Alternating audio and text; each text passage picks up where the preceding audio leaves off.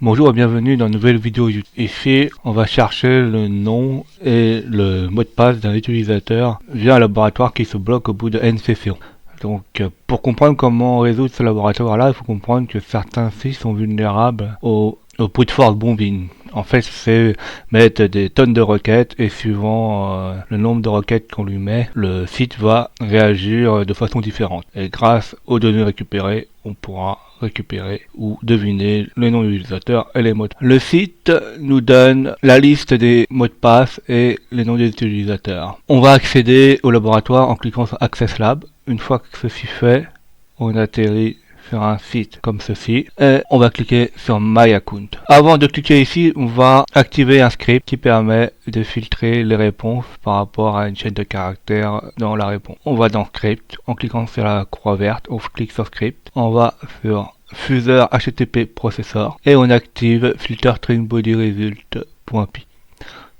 Le lien du script sera mis en dessous de la vidéo. On clique droit et on l'active en faisant Enable. On va récupérer une requête sur l'identification en mettant un faux nom d'utilisateur et un faux mot de passe. Par exemple, on fait Toto, on met le mot de passe 1, 2, 3, 4, on fait Login. On clique sur la requête Post au forme pass. Et là, on voit qu'on voit d'autres requêtes. Username, Toto, password 1, 2, 3, 4. Et on voit que quand on met un mot de passe et un password qui est pas bon, ou l'un des deux, on a une valide username or password. On note ceci quelque part, par exemple je le note ici, et on va faire un fuzzing dessus pour déterminer le nom d'utilisateur. Donc on va utiliser un fuzzing en bombine. Ça veut dire que on va tester plusieurs fois un utilisateur plusieurs fois d'affilée. Donc là on fait add. On va récupérer le fichier utilisateur, top, identifiant, là on voit utilisateur, on ajoute. Et là, pour qu'il teste 5 fois à chaque fois plusieurs fois les utilisateurs, on fait add, et là on ne va pas utiliser string, mais on va utiliser un petit nul. Et ici là, le nombre de répétitions, on va mettre à 5 fois. Voilà, donc ici c'est 5 fois, on ajoute, on fait OK.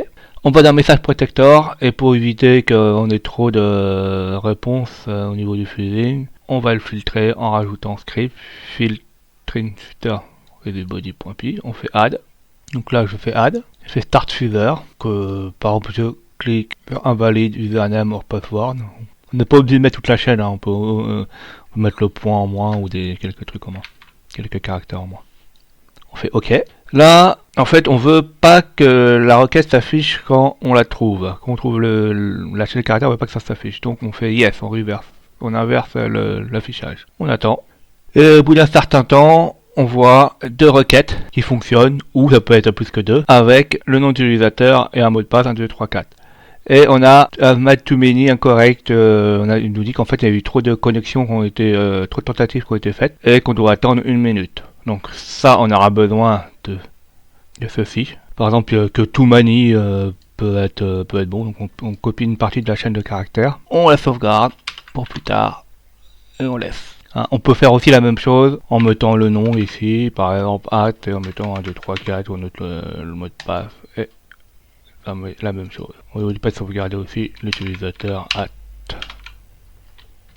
Donc là on peut reprendre la même requête si vous voulez, pas de problème. On va dans requête, on fuse. Là on a le bon utilisateur, donc on n'a pas besoin de le changer. Et ici, on va mettre les mots de passe. Donc dans fichier, select, stop, et là on va chercher le fichier password. On fait add, ok. Et là on ne dit pas mettre les filtres. Là on va en mettre deux. On met le premier, on va mettre le deuxième, et on démarre le fuzzing. Alors le premier on met celui-ci. Là on fait reverse, on va pas nous l'afficher. Et le deuxième, on va mettre le too many. On met là. On veut pas qu'il l'affiche. On fait yes. Et le fuzzing commence. Là on voit qu'il y a une requête qui est passée, donc ça veut dire que c'est le mot de passe. Donc là un mot de passe Moscou. Et pour résoudre l'exercice, là on va s'identifier avec l'identifiant et le mot de passe qu'on a trouvé, Moscou. Donc on fait att et Moscou. On fait login. Et là on voit que le laboratoire est résolu. Merci d'avoir vu cette vidéo.